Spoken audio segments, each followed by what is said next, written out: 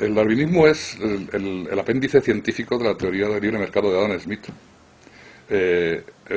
Malthus, un alumno de Adam Smith, es el que escribió sobre la población, en el cual decía que el aumento de la población en progresión geométrica, mientras que los alimentos aumentaban en progresión aritmética, conduciría a una lucha por la existencia.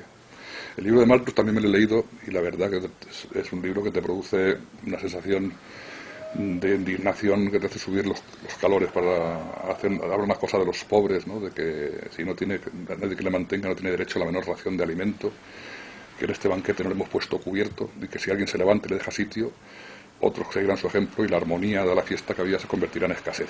O sea, que la naturaleza dice que el que no tenga posibles que se muera, una cosa francamente terrible. Y Darwin, en su autobiografía, dice que leyendo el libro de Malthus fue cuando encontró una teoría sobre la que trabajar. La lucha por la vida viene de Malthus. Y luego, de hecho, en el origen de las especies, dice que su teoría es la teoría de Malthus aplicada con multiplicada fuerza a los reinos animal y vegetal. El darwinismo lo que tiene, fundamentalmente, como supuesta base teórica, es que no es una base teórica claramente formulada, nunca estuvo claramente formulado. El libro de Darwin, el final, el que intenta resumir cuál es su visión de la vida, es un auténtico batiburrillo de ideas en el cual habla del uso y el desuso, las condiciones del ambiente, la selección natural, la competencia, todo junto, todo revuelto, no tiene una idea muy clara del asunto. Lo que ha habido ha sido una depuración de sus ideas para llegar al concepto de selección natural, que Darwin lo basaba en la observación de los animales domésticos, de una forma errónea, porque en la naturaleza ocurre todo lo contrario que ocurre con los animales domésticos, que los seleccionadores seleccionan animales aberrantes, que son útiles para ellos, y en la naturaleza lo que se reproducen son los normales. Entonces, después de profundizar en el origen del darwinismo, en las condiciones históricas que rodearon el éxito del libro, cuyo título era sobre el origen de las especies por medio de la selección natural o el mantenimiento de las razas favorecidas en la lucha por la existencia, muy significativo. Y eso justifica el éxito que tuvo entre las clases acomodadas victorianas y de todo el mundo, claro, entre las que estaban los científicos habitualmente. La verdad que suena duro, pero es que es muy curioso porque mis colegas más fervientemente darwinistas no han leído jamás a Darwin. Entonces se basan, como yo me basaba hasta hace unos años, en los libros que comprabas para tu preparación, que eran libros de origen anglosajón. En la universidad nos formábamos siempre con libros de origen inglés, norteamericano, en los que cuentan su propia historia. Pues dije, bueno, voy a ver qué he descubierto. Y compré los libros de Darwin y me los leí a fondo. Y la verdad que demuestran, en primer lugar, pues eso, lo que era un naturalista aficionado. Él no era profesionalmente científico, su titulación era su graduado en teología. Y tampoco se caracterizan por una brillantez en las exposiciones, es algo como un poquito espeso, ¿no? Su autobiografía él mismo lo reconoce, ¿no? Dice que no tiene una gran capacidad de aprensión e ingenio que demuestra otra gente inteligente como Huxley, fue su protector.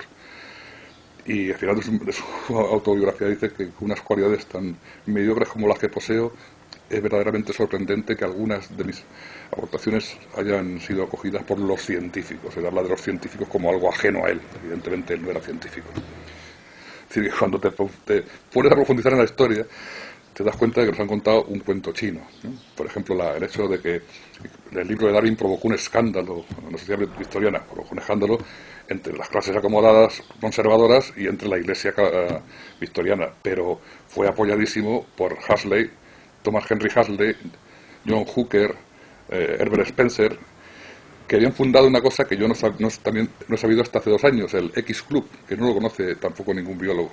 El X Club fue un club formado por una serie de científicos poderosos. A la cabeza estaba Thomas Henry Huxley, que era una persona tremendamente poderosa en Inglaterra, fue miembro de 10 comisiones reales, presidente de todas las sociedades, la geológica, la historia natural, increíble, la linneana. Y estos fundaron el X Club con el objeto de promover el darwinismo. Es decir, que desde el punto de vista científico eran personas además que tenían ideas eugenistas, tenían muy claro que ellos eran la culminación de la evolución y que los pobres están en un escalón más bajo, y luego ya por supuesto los negros y los hispanos y eso, pues más abajo. Lo que interesa es que han convertido el darwinismo en el sustituto de la religión y pretenden explicar todo, y el darwinismo no explica todo. Los científicos sabemos que la ciencia no explica todo, son aproximaciones a la verdad. Por ejemplo, los físicos con la mecánica cuántica y la relatividad, que es una cosa de una profundidad y de una cosa, pues son conscientes de que no explican todo, porque incluso tienen algunas contradicciones entre ellos y están buscando una teoría unificadora. Pues los biólogos dan por explicar todo por el azar y la selección natural. Entonces se ha convertido en una especie de religión. Para que exista la selección natural tiene que haber características que estén grabadas en nuestros genes, porque no, claro, no hay nada que seleccionar. Muchos darwinistas hablan también de características, incluso de comportamiento, que son genéticas, una falacia absoluta. Entonces, eso tiene un componente muy importante desde el punto de vista de justificación de la situación. Es decir, claro, si la vida es competencia y los más aptos son los que triunfan, pues los que están en el poder, es porque la vida es así. Son leyes naturales. De hecho, John Rockefeller lo entendió perfectamente. Dijo que el mantenimiento de un gran negocio es simplemente una ley de la supervivencia del más apto, que es una ley de naturaleza y una ley divina. Entonces, el determinismo genético del darwinismo lo que es una justificación de la situación. ¿Estás diciendo que las fuerzas políticas y económicas crearon la ciencia a su imagen y semejanza?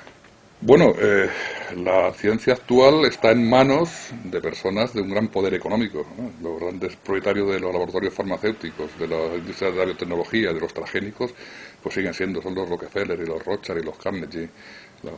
Efectivamente, ahí tiene un componente muy importante. O sea, yo cuando empecé a estudiar el darwinismo pensaba que era una teoría científica obsoleta, anticuada y que había que mejorar. Luego ya me he dado cuenta que es imposible cambiarla, a pesar de que los datos que van saliendo contradicen todo eso, porque es una forma de ver la vida, es una creencia que favorece mucho la situación tal como está, porque las justifica científicamente.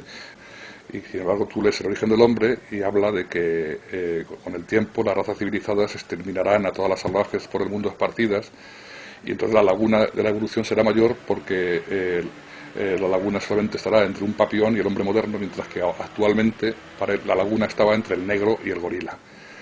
Eso lo decía Darwin. Y decía, por ejemplo, que la mujer, las cualidades de la mujer, que tiene cualidades de imitación y de rápida percepción más que el hombre, que son cualidades de los pueblos primitivos, y que eso indica que la mujer está en un estado evolutivo inferior al hombre. Eso lo dice Darwin en El origen del hombre. Y que a los trabajadores y a los pobres, que para controlar las malas disposiciones, pues o se les ejecuta o se les mete en la cárcel por mucho tiempo, porque las disposiciones malévolas de los pobres, por visto según él, eran intrínsecas a los pobres. Una cosa bastante terrible. O sea, cuando lees a Darwin realmente, es por lo que cuando yo digo que son auténticos engendros. El origen del hombre es una auténtica bazofia intelectual y científica, sin la menor duda. De hecho, creo que el primo de Darwin es el que fundó la Genesia, ¿no? Bueno, la Genesia la fundó ¿Qué es la...? Francis Galton. La Genesia empezó por ser el resultado de la concepción estúpida esta de las clases elevadas anglosajonas de que ellos eran la culminación de la evolución. Y que las características de comportamiento son innatas. Entonces, que los pobres eran viciosos, degradados, borrachos, claro. Escribió Galton un libro llamado El genio hereditario, en el que decía que los hijos de grandes hombres solían ser también grandes hombres, lo cual es una perogrullada, porque en Inglaterra, en aquella época, el hijo de un albañil era otro albañil, y el hijo de un lord era otro lord. Pero ellos son así, es la forma de ver ellos, los darwinistas, la realidad. Y entonces, pues la idea era que se cruzasen nada más entre gente elevada, como ellos decían. ¿Qué pasó? Que pues, se casaban con primas suyas. Darwin se casó con una prima